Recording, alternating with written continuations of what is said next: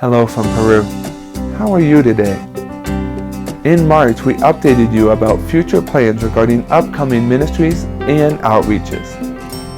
Over the last couple of months, we marvel at the way that God has helped us balance all that is going on and fit together the puzzle pieces of family, ministry responsibilities, homeschooling, and online courses.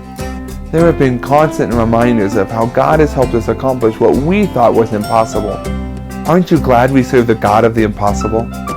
Over the next couple of months, there are other seemingly impossible situations on the horizon. The fact that you watch our video and are praying for us is a big part of what God is doing here.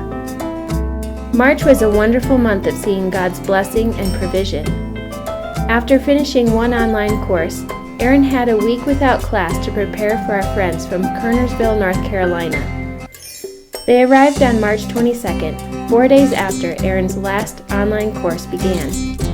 God's timing is always perfect, and we know that He has helped us.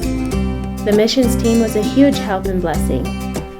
Saturday included canvassing the neighborhood for the upcoming Family Day and VBS. We also used part of Saturday as a prep time for the Family Day.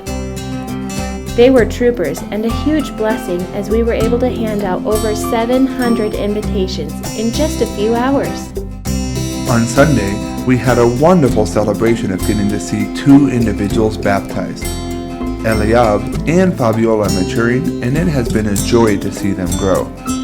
Fabiola is 15, and in the year we have been here, she has really grown and made strides in her walk with the Lord.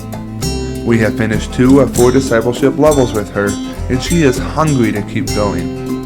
Not only this, but we have recently seen Jocelyn, age 11, accept Christ at our Easter outreach. Fabiola was used by God to speak with Jocelyn, and they are becoming good friends. Through this, Fabiola is now holding a Bible study with Jocelyn. God has burdened Fabiola in her walk with Him, and she is even considering studying at the Bible college when she graduates from high school. This is a true testimony of God's faithfulness and work here. After the baptismal service in the morning, we had a potluck lunch together and then went into full preparation mode for the Family Day outreach. We were ready early and began seeing some families show up. In all, we registered 40 family units. Upon their arrival, we took their picture and got their address and phone number so that we could deliver a free 5x7 picture to their house. This outreach provided us contact information of many new families in the area and also helped us advertise our 3-day VBS later that week. It started raining about 4:30, but we were so thankful for the good weather from 2:30 to 4:30. Since this time, we have delivered all the pictures and seen 6 families begin our Seekers Bible Study for those who are interested in knowing more about God. Having our friends from Triad come down was a busy time, but was a tremendous blessing. Not only did we see fruit after the fact through delivering the pictures, but we also saw continued contact with the new people through a 3-day VBS that they helped us with. We played in the open soccer field with the kids each day of VBS, and then went up to the church and had a 2-hour VBS complete with games, skits, crafts, lesson time, and snacks. The first day we had just one neighbor boy, but that was significant because it was the very first time ever coming to church with us despite many invitations. The second day we had about 12 kids and nicer weather. Some of these children were regulars, but we also had 2 visitors. Each child who showed up was registered so that we could follow up with them later. The last day we saw almost 25 kids show up, and we had a fun time getting to build relationships and share the gospel with them. Having friends from a supporting church and accompanying Christian school was such an encouragement to us, and a big help in what God is doing here. After saying see you later to our North Carolina friends, we had 1 week before Aaron was scheduled to travel to a neighboring state for a time of training with a local church there. This week was used to get last-minute materials prepared and to get ahead on his online course. Aaron left on April 8th with his co-pilot Richard. They got to spend 4 encouraging days getting to know other believers while training them how to reach and teach children. This church has a burden for children and is making strides in their outreaches and children's programs. While there, Aaron also was able to walk across into Bolivia for a few minutes and see God's beautiful creation there. We have continued to look for ways to meet new people and establish relationships with people in Alto Cusco. One way we came up with was to have a water bottle outreach. We have had water bottle labels printed with our church name and logo on them. After purchasing new, sealed bottles of water, we pulled the labels off and put our label on them. We had our first water bottle outreach the last Sunday in April, and in 45 minutes passed out over 200 bottles of water. Each person that wanted a bottle of water stood in line, and after recording their name, address, and phone number, we gave them a free bottle of water and a kindness card. We are still working to follow up on the contacts from that day. Additionally, we had an Easter Sunday outreach where we set up chairs, a screen, and a projector and showed a film on the life of Christ.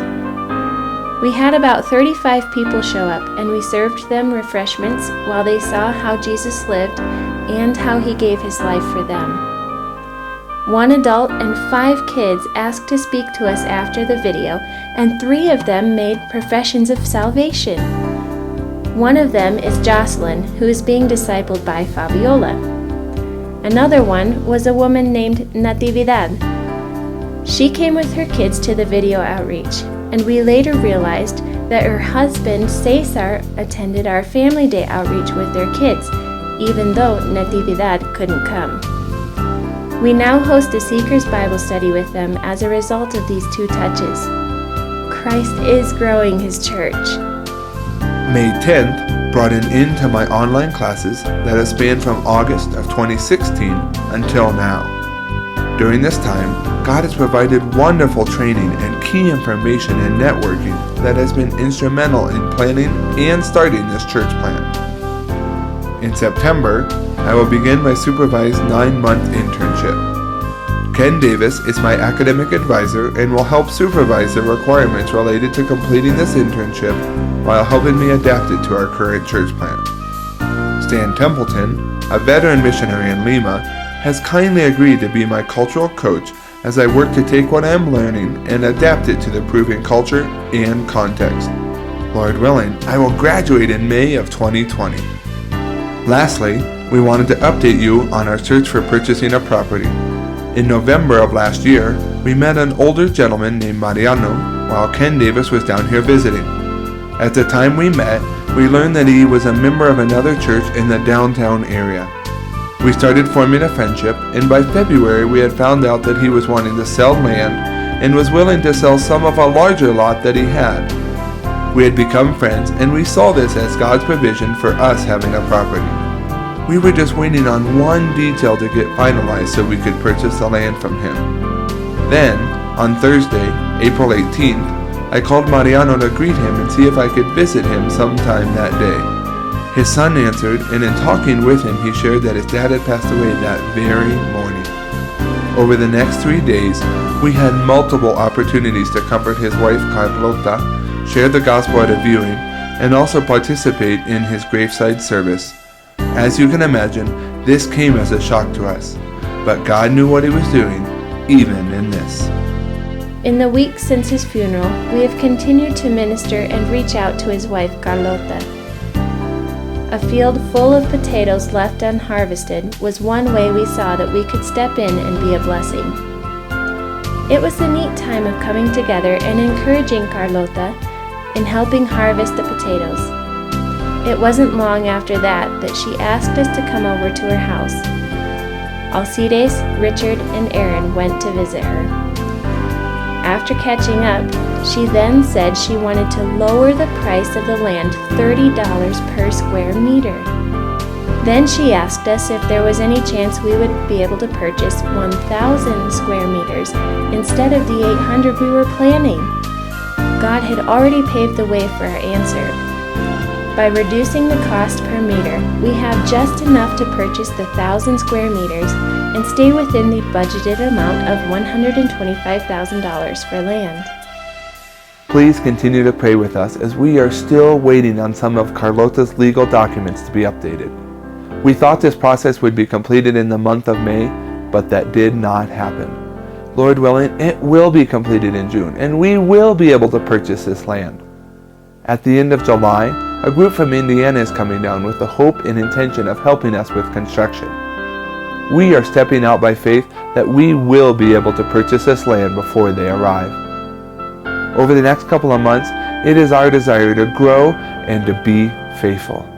We love each and every one of you and hope you have a wonderful summer.